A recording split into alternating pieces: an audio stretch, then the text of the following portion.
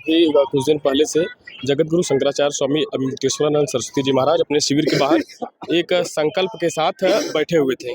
और आज बुधवार को अपने शिविर से अन्य क्षेत्रों के लिए प्रस्थान करते हैं। तो हम महाराज जी के उत्तराधिकारी जी से जानते हैं कि यहाँ से महाराज जी का प्रस्थान करना क्या उद्देश्य है, क्या कारण है जिस कारण वे मेला क्षेत्र से अन्य क्षेत्रों के लिए प्रस्थान किए। तो महाराज जी क्या उद्देश्य था शंकराचार्य जी का?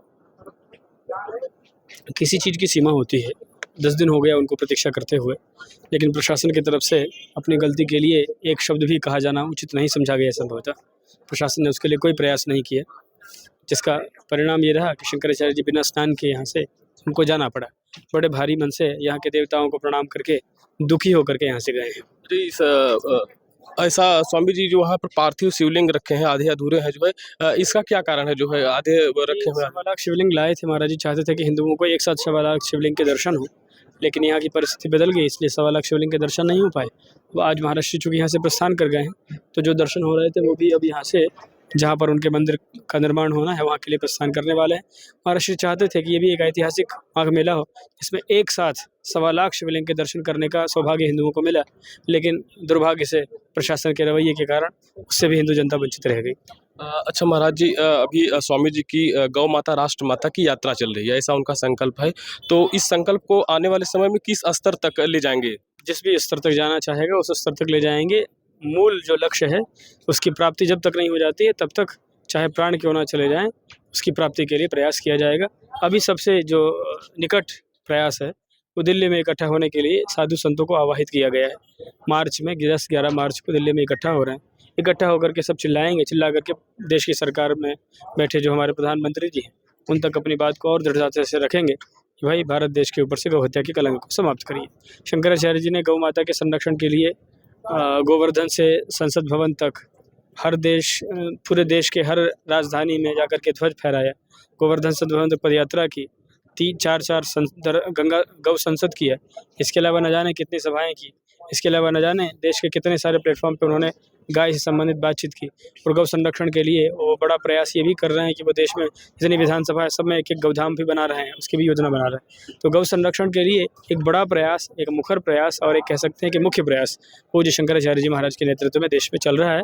और आने वाले दिनों में और आप लोगों को प्रत्यक्ष रूप से दिखाई भी पड़ेगा कि किस तरह से वो गौ संरक्षण के लिए प्रयास कर रहे हैं। अच्छा महाराज जी, उस दिन यह कहा गया कि शंकराचार्य जी के जाने से भीड़ ज़्यादा हो सकती है, भगदड़ ज़्यादा हो सकती है, लेकिन अभी हम आ रहे थे तो यहीं बगल के एक शिविर में देखे कि एक कथावाचक जी की कथा चलने वाली है और इतनी भीड़ है कि सड़कों पर लोग बैठे हैं, आने जाने के लिए जगह नहीं है, गाड़ियाँ वैसे खड़ी हैं, बहुत सारी फोर्स। और हमने एक वीडियो बनाया है, उसमें देखा है कि प्रशासन जो है जो एक बाबा जी थे छोटी कुटी बना कर रखे थे, उनकी जो है झोपड़ी जो है खींच रहे थे, उनकी जो थैली थी।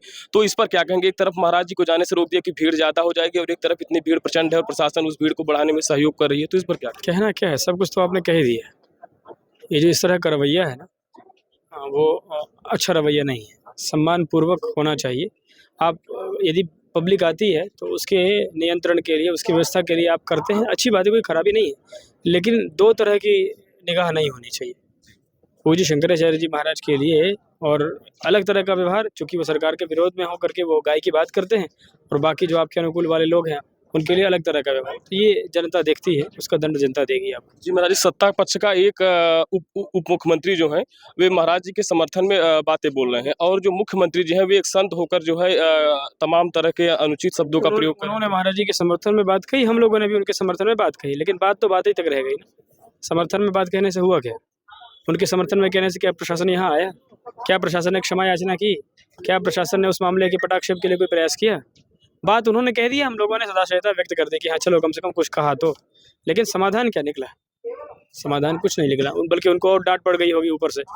उनको कहना पड़ा ना कि अभी तो हम जब तक आदेश नहीं होगा तब नहीं जाएंगे। तो अब क्या कहना है? उन्होंने प्रयास किया, अच्छा बोला, हम लोगों ने भी उनके लिए अच्छा बोल दिया। समाधान तो लेकिन नहीं निकल पाए वो भी। शंकराचार्य जी का भी माघ मेले में आने की है संभावना आज अब इस वर्ष माघ मेले में आने की कोई संभावना अभी तक तो नहीं है।